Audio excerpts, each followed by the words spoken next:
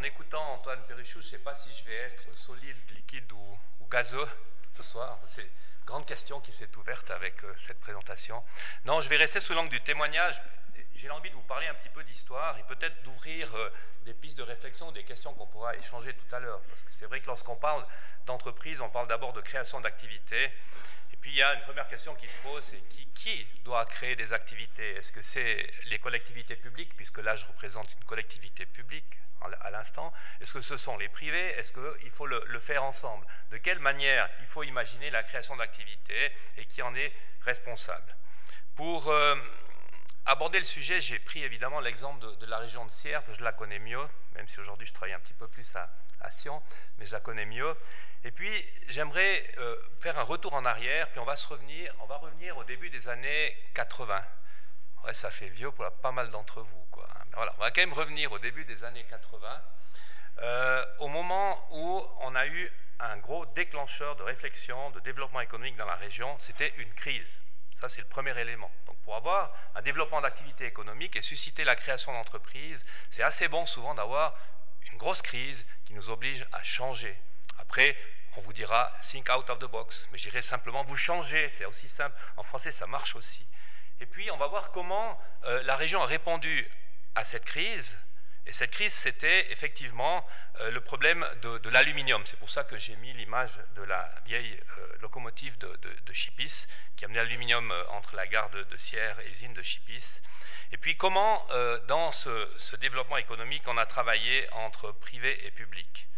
Donc, le développement de l'économie, ici, c'était assez simple. On a commencé par avoir des paysans qui faisaient la transhumance essentiellement entre la Vallée d'Anniviers et la Plaine, jusqu'au milieu des années 50. Et ensuite, on est passé aux paysans ouvriers. Puis avec ça, on est devenu riche parce qu'on a des gens qui ont pu travailler la journée dans les usines d'aluminium, faire leur vigne et vendre leur vin en dehors de la journée, et donc créer de la richesse dans le pays. Et en 1980, le système s'écroule parce que certains politiques qu'on voit encore parfois parler dans la région de Zurich ont joué au Monopoly avec les usines et puis ont commencé à se les vendre parmi, ce qui a provoqué la perte progressive de 1000 emplois. Donc quand vous êtes dans une région telle que Sierre, où à l'époque il y avait à peu près 33 000 habitants, 1000 emplois c'est énorme. J'allais dire heureusement ou pas, une partie de ces emplois n'étaient pas tous à Sierre, il y en avait également dans le Haut-Valais, il y en avait également dans d'autres régions, donc, puisque les paysans ouvriers venaient de partout dans les usines. C'est donc une crise qui a posé un problème pas seulement à la ville de Sierre ou à la ville de Sion ou à une autre ville, mais à l'ensemble d'une région. Et il a fallu trouver des solutions en commun. Et ça, c'est un élément qui est très intéressant lorsqu'on parle de collectivité publique, parce que ça revient heureusement à la mode. On essaie à nouveau de travailler ensemble et de trouver des solutions communes qui permettent à chacun de gagner. Donc, on a un problème commun au début des années 80 et il faut y répondre. Comment qu'on y répond dans cette journée ? Dans cette région, pardon, plutôt que de dire tiens on va baisser les impôts des entreprises, on va faire des subventions, on s'est dit on va penser un petit peu plus à long terme et puis on va d'abord commencer à préparer le changement de notre économie en créant une nouvelle offre et en misant sur la matière grise, en misant sur les compétences. Ça a été un élément courageux puisqu'en fait plutôt que d'apporter une réponse à court terme, on est parti dans une opération qui était assez longue. Quand je dis on, c'est pas mal d'autres gens, hein, je ne prends pas sur moi, mais dès 83 s'ouvre à Sierre le centre valaisan de perfectionnement touristique. Ça c'était assez facile à imaginer puisque le tourisme s'était déjà bien développé. Ce centre est devenu l'école suisse du tourisme, puis la filière touristique de tourisme de la Haute École de gestion et tourisme ici. Plus risqué, 1986, ouverture d'une école d'informatique. 86, informatique, Valais, Sierre, désert complet. Pas de place de travail, rien du tout. Alors, ils ont une idée un peu bizarre, ils ont dit on va faire une école d'informatique, puis on ne va pas la faire avec l'État parce qu'on va créer une association privée qui, elle, va mettre en place cette école. Puis pour la faire marcher, on va aller dans chaque commune de la région, on va prendre 5 francs par habitant pendant 5 ans pour faire fonctionner cette école. Donc il y a eu des paris, et à ce niveau-là, si on veut, le rôle de la collectivité publique, il est très intéressant parce qu'il va créer des conditions cadres, il va amorcer le système, puis ensuite il va laisser au privé développer les projets. Donc c'est les prémices du partenariat privé-public qui a fait ensuite le développement ici de l'économie de la région sierroise. Alors, quand vous faites une école d'informatique, après 2 ans et demi, il y a les premiers diplômés qui sortent, mais c'est toujours le désert. Donc il faut attaquer une deuxième partie du problème, c'est qu'il faut créer la demande pour l'offre qu'on a mis en place dans la région.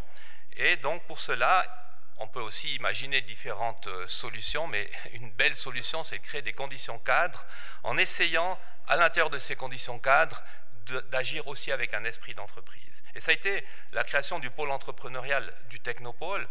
C'est joli de l'appeler comme ça maintenant, avant il ne s'appelait pas comme ça, mais comme ça j'arrive à un peu être sur la même route qu'Antoine. Donc il a fallu créer ce pôle, de nouveau en disant, ce n'est pas au pouvoir public de mettre l'argent et de payer tout, puis ensuite on verra si ça marche.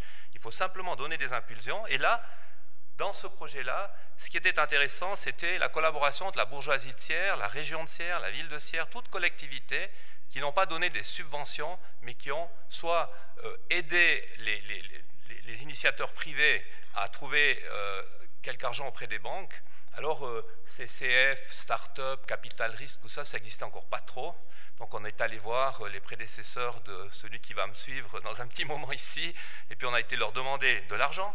Mais si on est aidé par les collectivités lorsqu'on demande de l'argent, ça aide un tout petit peu, mais là, on est sur les conditions cadres. Donc, l'équation de départ, développer un projet pour l'avenir de Sierre, essayer de renouveler le système économique, le tissu économique, pour l'élargir, pour donner plus de chances aux jeunes de rester ici. Comme ça, on fait beaucoup moins d'efforts pour aller rapatrier des cantons lorsqu'ils ont été formés. Essayer de remplacer les emplois perdus dans l'aluminium, 1000 emplois, je rappelle. Hein. Et puis, une chose que j'aime bien dire, mais que certains n'aiment pas, je le dis en tout cas aux jeunes qui sont ici, l'utopie c'est un truc génial. Parce que si vous acceptez l'utopie, vous osez faire des choses que personne n'ose faire, et puis tout d'un coup, de temps en temps, ça peut même marcher. Donc il ne faut pas avoir peur de sortir du truc et puis de changer. Donc, autour de ce genre de projet, lorsqu'on commence à mêler les pouvoirs publics, des privés, il faut effectivement pouvoir travailler dans la confiance, et dans une confiance très importante à tous les niveaux. Ça, c'est un élément central, et c'est plus important que tous les instruments de politique économique qu'on peut mettre en place, parce que si la confiance n'existe pas, eh bien, on va toujours se regarder en chien de faïence, puis se dire, qu'est-ce qu'il est en train de me piquer d'un côté ou de l'autre. Alors, l'entrepreneur va dire, on me pique les impôts, et puis la collectivité va dire, on me pique les subventions. Donc, la question, elle est souvent à ce niveau-là. Je dois bouger, c'est bon? OK.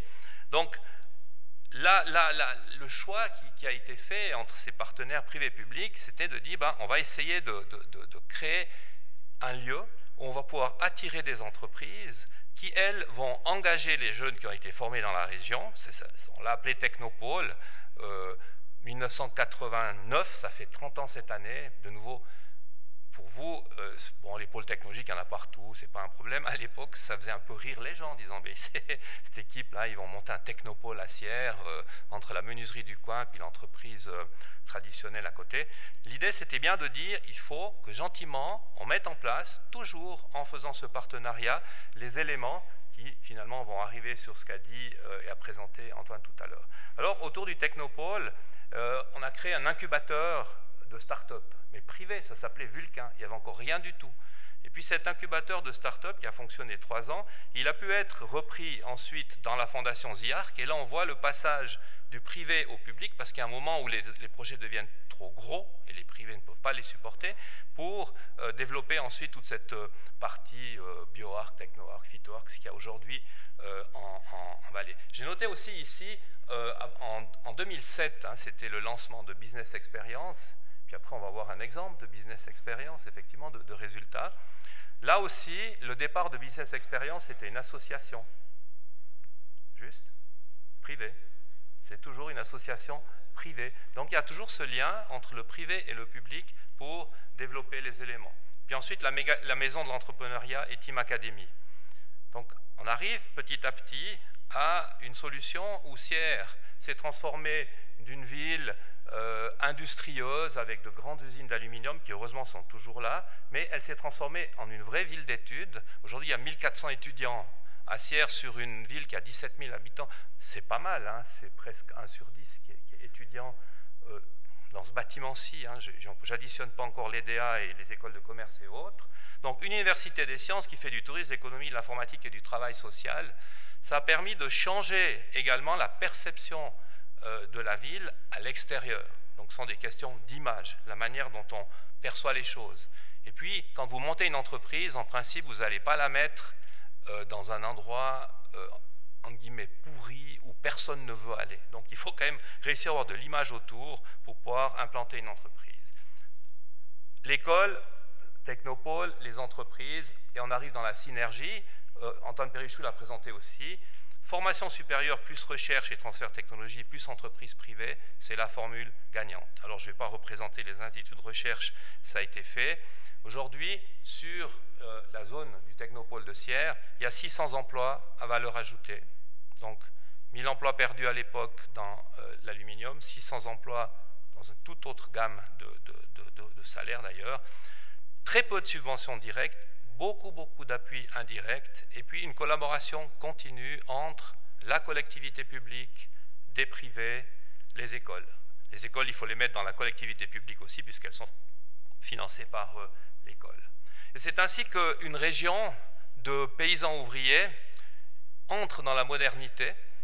J'ai mis, vous voyez certainement pas très bien, je dois dire que j'avais fait un prédzi, parce que j'aime bien faire les prédzi, puis j'ai lu un peu tard qu'il fallait faire des PowerPoint, donc voilà, vous voyez, c'est pas mal. Hein. Alors, on voit les gens qui faisaient la transhumance, les anniversaires sur la gauche, au milieu l'ouvrier qui est devant la maison de l'entrepreneuriat assis, ce qui avait créé un scandale à l'époque parmi les ouvriers, parce qu'ils n'acceptaient pas qu'on les représente assis, puisque c'était des travailleurs. Et puis les teampreneurs qui sont pas mal dans la salle aujourd'hui, et on voit bien cette évolution, ce changement de mentalité finalement, comment on peut passer dans le XXIe siècle. J'ai aussi cité ici un élément dont on ne parle pas encore beaucoup, c'est la création du centre de formation en technologie industrielle à Chipis, ici à côté, chez Constellium, avec le canton, donc à nouveau privé-public, au profit des jeunes. Et là, on va former les jeunes dans le domaine de l'industrie 4.0, qui est, dans le domaine industriel, un défi extrêmement important pour l'avenir. Alors, à la fin, on arrive à faire un modèle.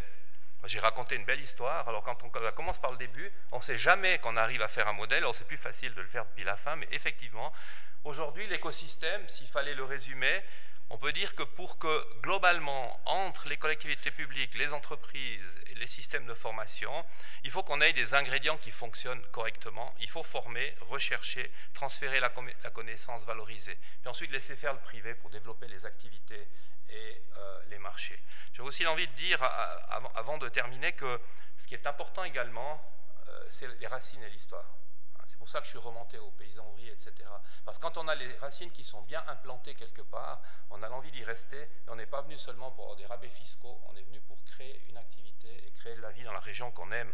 Alors, quels que soient les outils, les aides, l'esprit d'entreprise et la capacité d'innovation, c'est vraiment le centre de tout ce qu'on a à faire. Voilà. Puis après, si vous voulez savoir ce que fait la ville de Sierre en matière de promotion économique, alors il y a le responsable de la promotion économique qui est là, il vous fera le catalogue. Merci bien.